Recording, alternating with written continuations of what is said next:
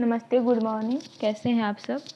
पिछले लेक्चर में हम जो हैं यूनिवर्सल सेट को बताए थे। इस लेक्चर में हम ऑपरेशन ऑन सेट्स को बताने जा रहे हैं, जिसका कि फर्स्ट टॉपिक जो है वो यूनियन ऑफ सेट्स है।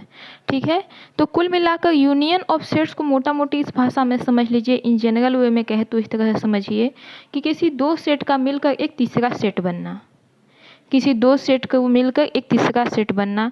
हम ऐसे भी देखते हैं कि किसी दो पार्टी का यूनियन हुआ, किसी दो फैमिली का यूनियन हुआ, यानी कि दोनों का मिल जाना। तो यूनियन का डेफिनेशन कहता है the union of two sets A and B. The union of two sets A and B is the set C, which consists of all those elements which are either in A or in B, including those which are in both। यानी कि A और B का जो union होगा वो एक मिलकर एक नया सेट C बनाएगा, और इन दोनों के यूनियन में, दैट मीन्स अगर हम कहते हैं कि हमारा A और B का यूनियन करके एक सेट C बना, दैट मीन्स वो सेट C में A और B के वैसे एलिमेंट्स आएंगे जो या तो A में है या तो B में है या दोनों में है। फिर से समझाते हैं, A यूनियन B में A यूनियन B भी क्या है, एक सेट ही बन रहा है, लेकिन वो कैसा सेट है, तो उस सेट में कंडीशन है कि A यूनियन B में A और B के वैसे एलिमेंट्स आएंगे वो या तो A में बिलोंग कर रहे हैं या B में बिलोंग कर रहे हैं या दोनों में बिलोंग कर रहे हैं। तो वैसे एलिमेंट्स के सेट को हम A और B का यूनियन कहेंगे, और जिसे एक नया सेट होने के कारण नाम C दिया जा रहा है। Which consist of all those elements which are either in A और in B, including those which are in both. In symbolically or mathematically, A union B is denoted as a set where X such that X belongs to A और X belongs to B। यानी कि A union B में वैसे element आएंगे, X क्या है, X यहाँ पे जो है एलिमेंट को रिप्रेजेंट कर रहा है। कैसा एलिमेंट, वैसा एलिमेंट जो या तो A में बिलोंग कर रहे हैं या B में बिलोंग कर रहे हैं। यूनियन के लिए जो हमारा जो हम वर्ड का यूज करते हैं वो और होता है, ओ आर, और दैट मीन्स या। तो A यूनियन B में वैसे एलिमेंट्स आएंगे जो या तो A में के होंगे या तो B के होंगे या दोनों होंगे। और C equal to A union B equal to X such that X belongs to A और X belongs to B। That means चूँकि हम A यूनियन B को हम यहाँ पे नया नाम C दिए हैं, इसलिए इसे हम ऐसे भी लिख सकते हैं C equal to A union B such that वैसे X आएंगे, वैसे एलिमेंट A और B के आएंगे जो या तो A के हों या B के हों या दोनों के हों। यहाँ पे एक बात और ध्यान देने लायक है कि A यूनियन B में A और B के सभी एलिमेंट्स आ जाते हैं, ना तो A के एक भी एलिमेंट छूटते हैं, ना ही B के एक भी एलिमेंट छूटते हैं। तो अब हम इसे एग्जाम्पल से समझते हैं। एग्जाम्पल 1 में let A equal to a set which have 4 element 2, 4, 6 and 8 and B equal to B भी हमारा एक सेट है जिसके पास की 6 एलिमेंट्स है 2, 4, 6, 8, 10 एंड 12। अब इनका यूनियन क्या होगा, तो इनका यूनियन में वैसे एलिमेंट्स आएंगे जो या तो A के हों या तो B के हों। तो पहले तो हम A के सारे एलिमेंट्स लिख लेंगे।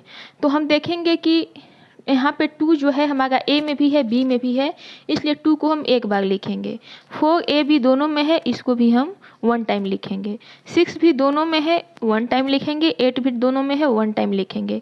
अब हम देखते हैं कि 10 12 जो है सिर्फ B में है, तो हम यहाँ पे 10 12 को भी लिखेंगे। दैट मीन्स A और B के जो हैं सारे एलिमेंट्स भी इसमें आ गए और कोई एलिमेंट रिपीट भी नहीं कर रहा है। अब यहाँ पे ध्यान देने लायक बात है कि हम 6 और 8 को सिर्फ 1 टाइम क्यों लिखे हैं, because by the definition of set A well defined collection of distinct object. तो यहाँ पे कोई डिस्टिंक्ट मीन्स अलग अलग, तो यहाँ पे कोई भी ऑब्जेक्ट रिपीट नहीं करने चाहिए। यहाँ पे नोट ध्यान देने लायक है, common element 6 and 8 have been taken only once while writing A union B। That means कैसा भी यूनियन हो, जब हम दो सेट का यूनियन करते हैं तो ऐसा भी हो सकता है कि बहुत सारे ऐसे एलिमेंट्स मिल जाएंगे, लाइक यहाँ पे 2, 4, 6 है जो कि दोनों सेट में हो, तो नहीं है कि दोनों का 2 2 4 4 6 6 8 8 ऐसे नहीं लिखाएगा, वो एक बार ही लिखाएगा। एग्जाम्पल 2 है, let A equal to set of vowels A E I O U and B equal to A I U. अब आप यहाँ पे ए यूनियन बी देखेंगे तो इनका यूनियन करेंगे तो यानी कि ए और बी के सारे एलिमेंट्स आएंगे, या सारे एलिमेंट्स दैट मीन्स या तो ए में बिलोंग करे या बी में बिलोंग करे या दोनों में बिलोंग करे। तो क्या है, ए जो है हमारा ए में भी है बी में भी है लिखा गया, ई जो है हमारा ए में भी है, ई जो है सिर्फ हमारा ए में है लिख दिए, यानी कि ए के तो सारे ही एलिमेंट्स आ जाएंगे और बी के भी हमारे सारे एलिमेंट्स आ जाएंगे। यहाँ पे हम देख पा रहे हैं A union B equal to A हो गया। क्यों? This example illustrate that union of set A and its subset B is the set A itself, that is if B subset of A then A union B equal to A. That means कि अगर ए और B कोई दो set दिए हुए हैं और अगर उनमें से कोई किसी का अगर सबसेट है तो जो सुपर सेट है यूनियन में वही जाएगा। दैट मीन्स यहाँ पे है बी जो है ए का सबसेट है, तो that means B is a proper subset of A and A is a superset of A. तो दोनों का जब हम यूनियन किए तो हमें क्या मिल गया? ए ही मिल गया। तो अगर ए बी ए का सबसेट है तो A union B equal to क्या हो जाएगा? हमें ए मिल जाएगा। और देख सकते हैं इन्हें हम लिखे हुए हैं थोड़ा सा और ज़्यादा अपने कॉन्सेप्ट को बढ़ाने के लिए। Rational union irrational, Q stand for rational, Q complement stand for irrational. तो रेशनल और इरेशनल का यूनियन मिलकर क्या होता है? हमारा सेट ऑफ रियल नंबर्स होता है। Set of integers union set of fraction, यहाँ पे हम फ्रैक्शन को एफ से रिप्रेजेंट कर रहे हैं, सेट ऑफ इंटीजर्स को से। दोनों यूनियन मिलकर क्या है? हमारा set of rational numbers. Set of negative integers union zero integers set of positive integers equal set of integers बनता है। Singleton zero plus set of natural number equal to set of whole numbers.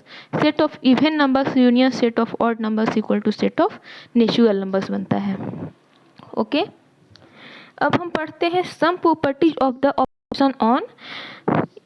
Operation of unions. अब हम unions के कुछ properties को पढ़ेंगे। तो यहाँ पे फर्स्ट प्रॉपर्टीज है हमारा कम्यूटेटिव लॉ। कम्यूटेटिव लॉ क्या होता है कि अगर हम ए यूनियन बी करें और बी यूनियन ए करें तो दोनों आपस में इक्वल्स होते हैं। ठीक है, इसे हम एग्जाम्पल से समझते हैं। हम मान लेते हैं कि हमारे पास ए बी और सी तीन सेट दिए हुए हैं। ठीक है, ए के पास 3 एलिमेंट्स है, बी के पास भी 3 एलिमेंट्स है और सी के पास भी 3 एलिमेंट्स है।